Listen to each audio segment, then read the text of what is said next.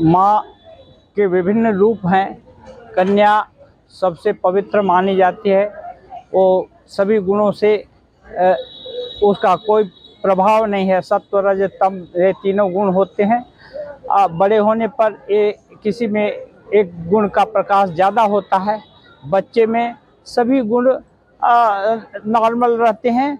और ये जो माँ है, ये स्वामी विवेकानंद जी बोले हैं, each soul is potentially divine. तो ये डिविनिटी को हम लोग ये दुर्गा पूजा के समय माँ का एक शुद्ध रूप के रूप में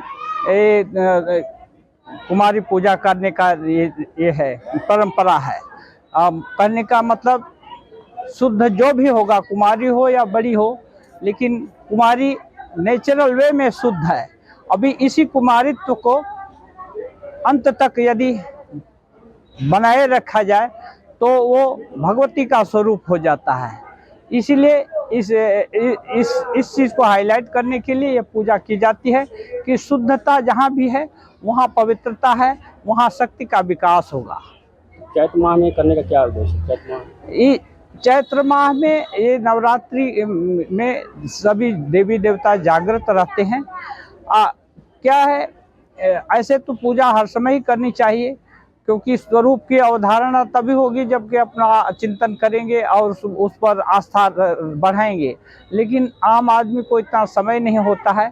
इसलिए युग युग से ऋषि महर्षि लोग ये ठीक किए हैं कि एटलीस्ट शरद काल में और ये चैत्र काल में तो माता जी का पूजा करें और ये सोचें कि सभी नारियों में वही मातृशक्ति है।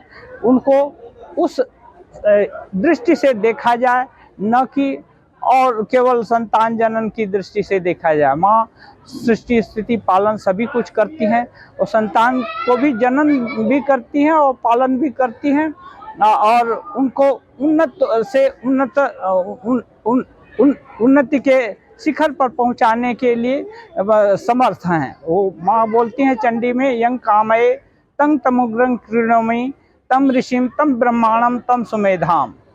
जिसको कल्पना करती हूँ कि इसको चयन करती हूँ कि इसको आगे बढ़ाऊंगा, तो उसको तम ऋषि, उसको ऋषि बना देती हूँ, ब्रह्मा बना देती हूँ, सुमेधा बना देती हूँ। उसको मैंने सुमेधा का मतलब अच्छी मेधा से संपन्न, अच्छी मेधा से संपन्न होने से लोग अपने स्वरूप को जान सकते हैं। तो माँ की शक्ति अनंत है। जैसी धारणा होगी वैसा लाभ होगा। श्री रामकृष्ण देव बोलते हैं जैसा भाव वैसा लाभ। तो यदि माँ की पूजा ब्रह्ममयी मानकर करते हैं तो ब्रह्म ज्ञान तक पा सकते हैं, या थोड़ी मोड़ी शक्ति के अवधारणा करके यदि पूजा करेंगे तो अधिकतम वो उतनी शक्ति तक पा सकते हैं, अन्यथा और आगे नहीं बढ़ेंगे उससे। लेकिन यदि ब्रह्ममयी समझते हैं तो वहाँ तक जा सकते हैं। इसलिए श्री रामकृष्ण देव कहते हैं भगवान की इति नहीं करना चाहिए कि भगवान इतने ही हैं। वो हम लोग की समझ बुद्धि जितना है उससे भी पार हैं। तो इसलिए माँ से प्रार्थना करनी चाहिए कि हे माँ, जो हम तुम्हारी अवधारणा कर रहे हैं उससे भी तुम कहीं बहुत उन्नत हो, अपने असली स्वरूप को हमारे सामने दिग्दर्शन कराओ। ये इस उद्देश्य से ये पूजा का अनुष्ठान किया जाता है। कितने वर्षों से स्थापित है? ये सन 1927 से ये आश्रम था। माँ शारदा जो वो रामकृष्ण देव की सहधर्मिणी थी, स्वामी विवेकानंद की गुरु माँ,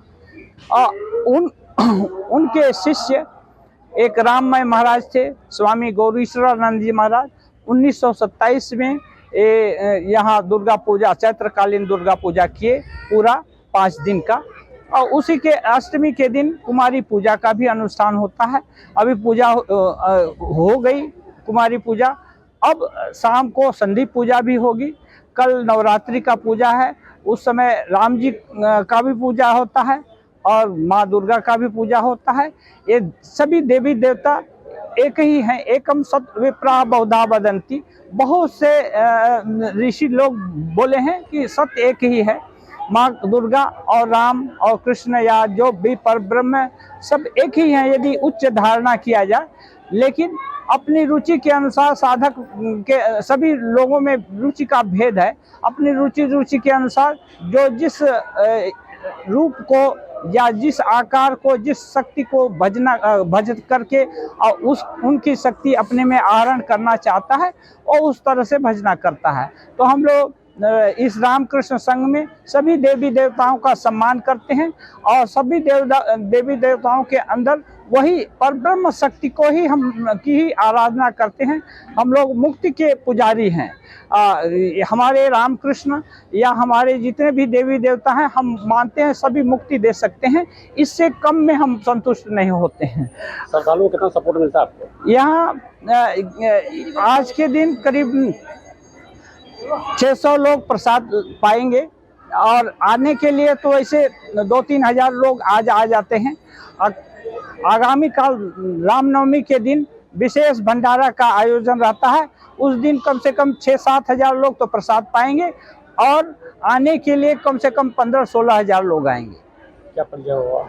मैं यहाँ का अध्यक्ष हूँ। मेरा नाम स्वामी जितेंद्रानंद है। धन्यवाद।